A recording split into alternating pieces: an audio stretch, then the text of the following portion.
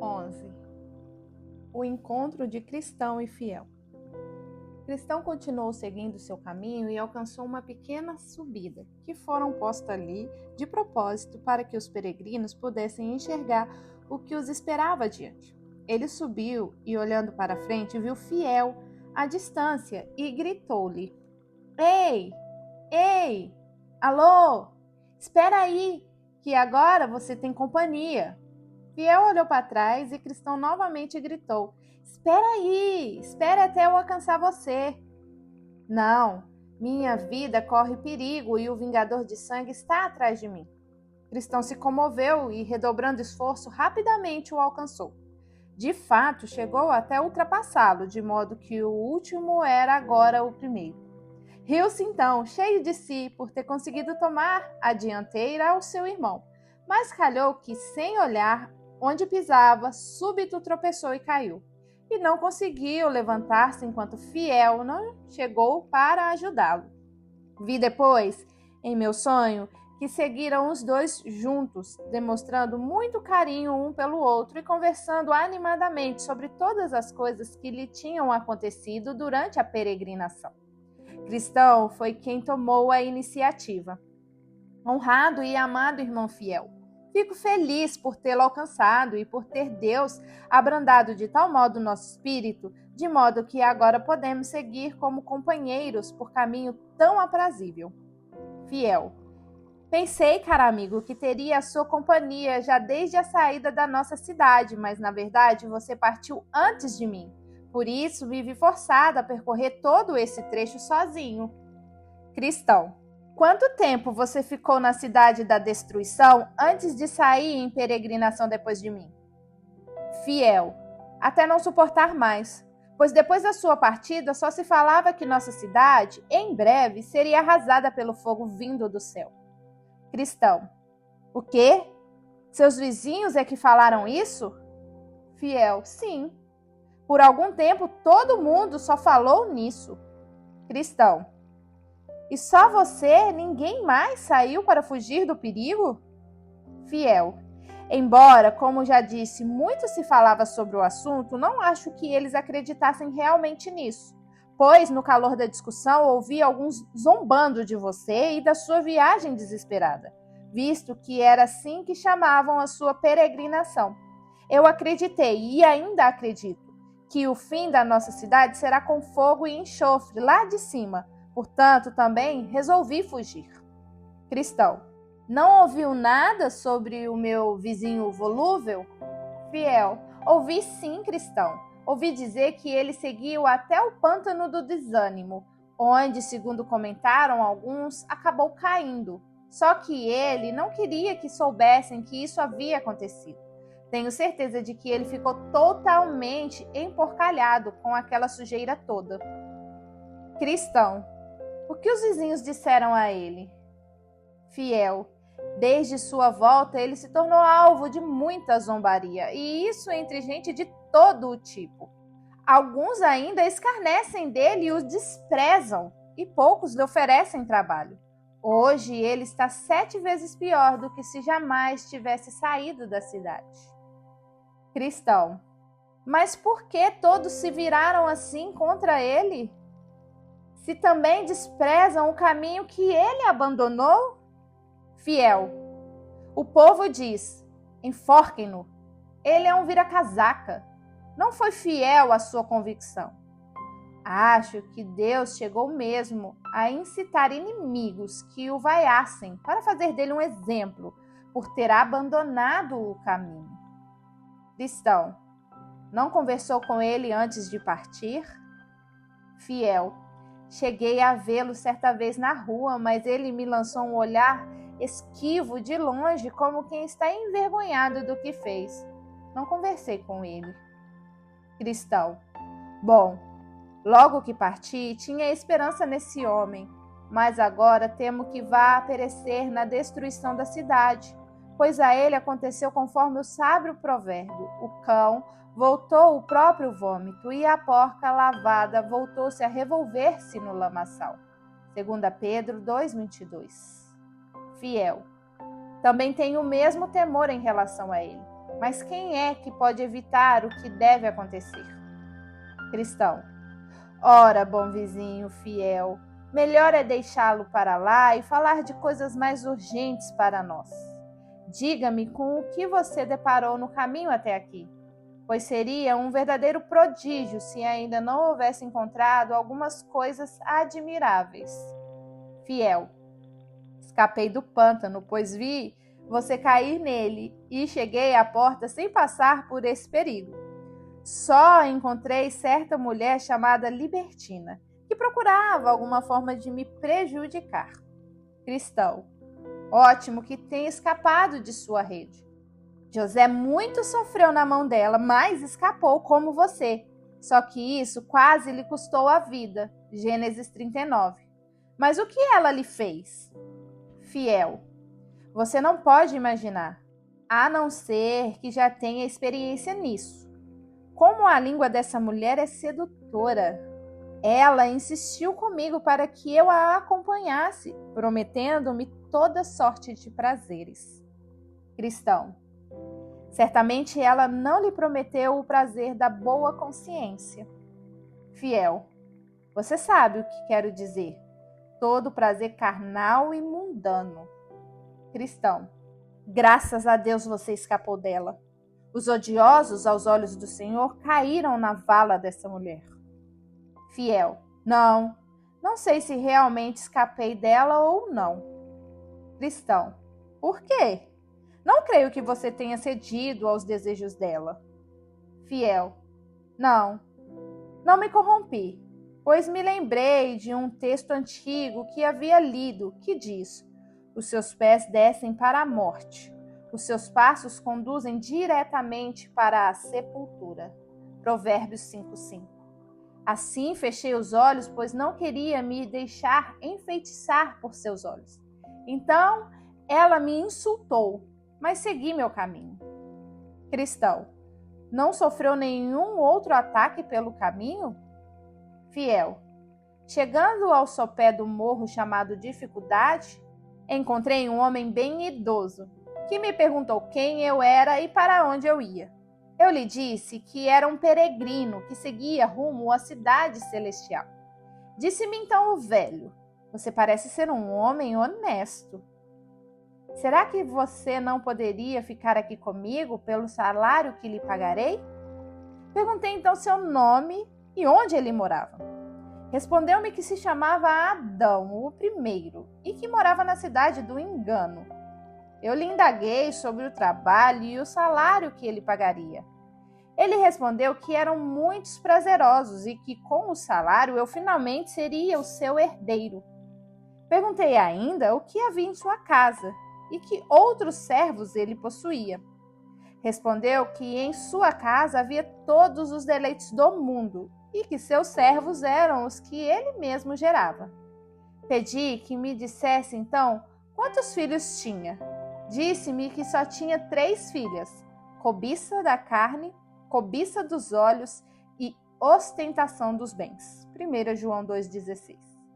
E que eu poderia me casar com todas elas se quisesse. Perguntei-lhe finalmente quanto tempo gostaria que eu morasse com ele. Respondeu-me enquanto ele mesmo vivesse. Cristão: bom, e a que conclusão chegaram você e o velho afinal? Fiel: ora, de início me senti até inclinado a acompanhar o homem, pois achei que falava belas palavras, mas reparando em sua testa, conversando com ele ali, li a seguinte frase: dispa-se do velho homem com os seus feitos. Colossenses 3:9. Cristão: e então?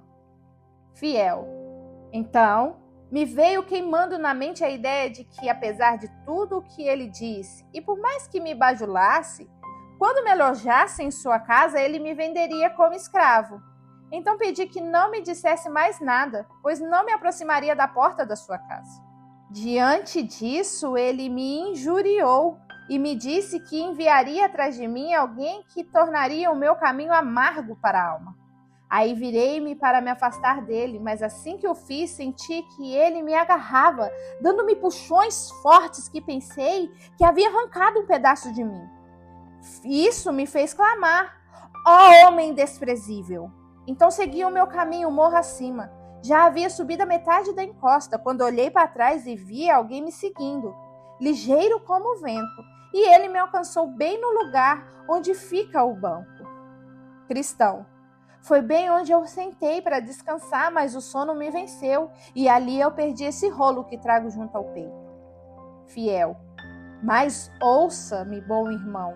Assim que o homem me alcançou, senti uma forte pancada que me derrubou no chão, e ali fiquei como morto. Quando eu voltava a mim, ainda tonto, perguntei por que me fizeram aquilo. Disse que era por causa da minha secreta atração por Adão, o primeiro. E dizendo isso, deferiu-me outro golpe fortíssimo no peito, estirando-me as costas ao chão. Assim fiquei ali caído de novo aos pés dele, como morto. E quando voltei novamente a mim, clamei misericórdia.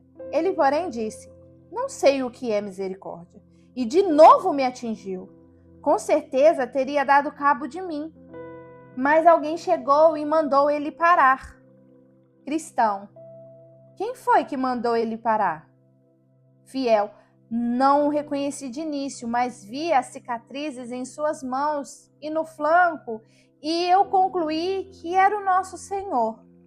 Então, pus-me de pé e subi o resto da encosta. Cristão. O homem que o golpeou era Moisés. Ele não poupa ninguém, e tampouco sabe demonstrar misericórdia para com aqueles que violam a sua lei. Fiel. Eu bem sei. Não é a primeira vez que me encontro com ele. Foi ele quem me procurou, quando eu ainda morava na segurança do lar, e me disse que queimaria a minha casa sobre a minha cabeça se eu lá permanecesse. Cristão. Mas você viu a casa que fica lá no cume do morro? Lá do lado em que Moisés o alcançou? Fiel. Vi sim. Vi também os leões antes de chegar até lá. Quanto a eles, acho que estavam dormindo, pois era por volta do meio-dia, e como tinha ainda boa parte do dia pela frente, passei pelo porteiro e desci o morro. Cristão. Ele de fato me disse que o viu passar, mas que pena você não visitou a casa, pois eles lhe teriam mostrado tantas raridades das quais você dificilmente se esqueceria até o dia de sua morte. Mas diga-me, encontrou alguém no Vale da Humildade? Fiel. Sim, encontrei com um certo descontente, que quis convencer-me a voltar com ele. Disse ele que o vale não tinha uma gota sequer de honra, e que passar ali era desobedecer a todos os meus amigos. Orgulho, arrogância, presunção, glória secular e outros que, segundo ele, ficariam muitíssimo ofendidos se eu fosse estúpido a ponto de atravessar aquele vale. Cristão. Bom, e o que você respondeu? Fiel. Eu disse que, embora todos esses que ele mencionara pudessem até alegar parentesco comigo, e com razão, pois de fato eram meus parentes segundo a carne, eles tinham me rejeitado desde que eu me tornara peregrino, assim como eu também os rejeitava. Portanto, eles para mim eram como se jamais tivessem sido do meu sangue. Quanto ao vale, disse-lhe ainda que ele tinha dado um panorama bastante enganador da coisa, pois diante da honra vai a humildade, e a altivez do espírito precede a queda.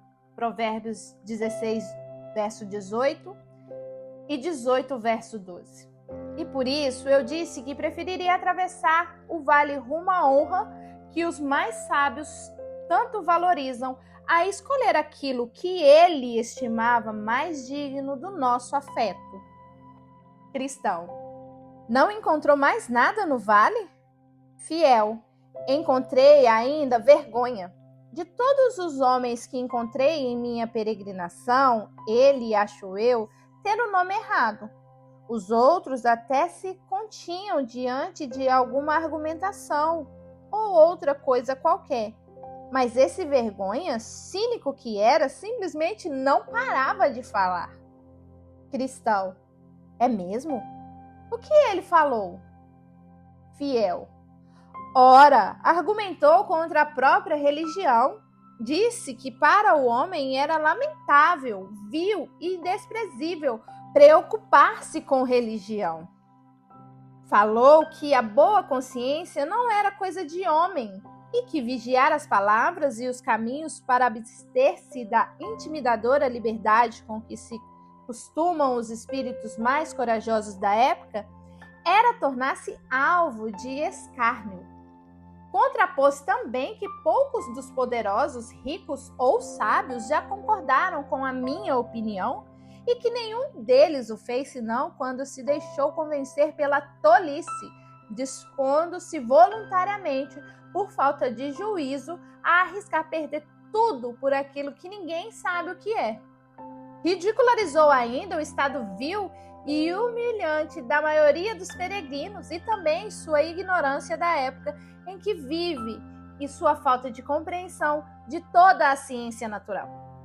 Sim, e também me disse palavras semelhantes sobre muitas outras coisas, que não menciona aqui, prosseguiu Fiel. Que era vergonha choramingar e lamentar-se diante de um sermão, e também voltar suspirando e gemendo para casa. Que era vergonhoso pedir perdão ao próximo por pequenas falhas, ou restituir aquilo que tirei de alguém. Disse ainda que a religião faz o homem estranho aos nobres por um pouco de vício, aos que ele deu nomes mais distintos, e o faz honrar e respeitar os desprezíveis por causa da fraternidade religiosa. E não é isso uma vergonha? Perguntou ele. Cristão: e o que você respondeu? Fiel: o que eu respondi? Por um momento fiquei sem saber o que dizer. Ele me deixou tão nervoso que o sangue me subiu ao rosto. Sim, o tal vergonha me fez isso e quase me dominou. Mas depois, afinal, ponderei que aquilo que é elevado entre os homens é abominação diante de Deus. Lucas 16:15. E refleti novamente. O tal vergonha me diz o que são os homens, mas nada fala sobre quem é Deus e o que é a sua palavra. Ponderei ainda que no dia do juízo não seremos condenados à morte ou à vida conforme os espíritos intimidadores do mundo, mas conforme a sabedoria e a lei do Altíssimo. Portanto, pensei, o que Deus diz é melhor, embora todos os homens do mundo lhe sejam contrários. Vendo então que Deus prefere a sua religião e a boa consciência, vendo que aqueles que se fazem loucos pelo reino do céu são os mais sábios e que os pobres que amam a Cristo é mais rico do que o maior detente entre os homens que o odeiam, mandei vergonha ir embora. Disse-lhe: tu és inimigo da minha salvação. Devo então dar-lhe guarida contra a vontade do meu Senhor soberano? Como então poderia eu olhar nos olhos dele quando sua vinda? Se agora me envergonho de seus caminhos e servos, como posso esperar a bênção? Esse tal vergonha, porém, era de fato um vilão audacioso. Quase não conseguia afastá-lo de mim, pois ele me assombrava e continuamente me sussurrava nos ouvidos uma ou outra das enfermidades que acometem a religião. Por fim, eu lhe disse que em vão tentava me convencer, pois as coisas que ele desdenhava, nelas eu via a maior glória. E assim, finalmente, livrei-me desse importuno. Depois de afastá-lo de mim, eu cantei. As provações vêm ao homem leal, obediente ao chamado celestial. São variadas e à carne adequadas, e voltam sempre renovadas. Quanto que agora, ou quem sabe lá no fundo, talvez sejamos vencidos ou expulsos no duro. Ah, que os peregrinos estejam atentos então a si mesmo, renunciem, homens que são. Cristão: vejo com alegria, meu irmão, que você resistiu a esse vilão Com muita coragem, pois dentre todos, como você já disse, acho que ele tem o nome errado. Ele é atrevido a ponto de nos seguir pelas ruas, tentando nos cobrir de vergonha perante todos os homens, ou seja, nos deixar envergonhados do que é bom. Não fosse ele audacioso, jamais tentaria fazer o que faz. Portanto, devemos resistir a ele. Afinal, não obstante todas as suas intimidações, ele exalta os loucos e ninguém mais.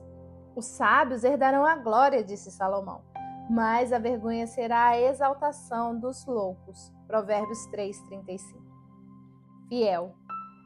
Acho que devemos chamar auxílio contra a vergonha aquele que nos quer valentes pela verdade na terra. Cristão, você está certo. Mas não encontrou ninguém mais naquele vale? Fiel, não. Eu não, pois o sol me acompanhou durante o resto da travessia desse vale, como também do vale da sombra da morte. Cristão, que ótimo então. Para mim as coisas se deram de outro modo. Logo que encontrei aquele vale, tive por longo tempo um terrível combate contra um demônio horrendo chamado Apolion. Cheguei mesmo a pensar que ele me mataria, especialmente quando me derrubou e me esmagou contra o chão, querendo despedaçar-me, pois quando me atingiu, a espada me voou da mão. Ele já tinha como certo a minha morte. No entanto, clamei a Deus, que me ouviu e me libertou de todas as minhas aflições. Depois entrei no vale da sombra da morte, avançando sem luz durante quase metade do caminho. Pensei diversas vezes que ali morreria, mas, afinal, o dia rompeu, o sol surgiu e então o resto da caminhada foi muito mais fácil e tranquila.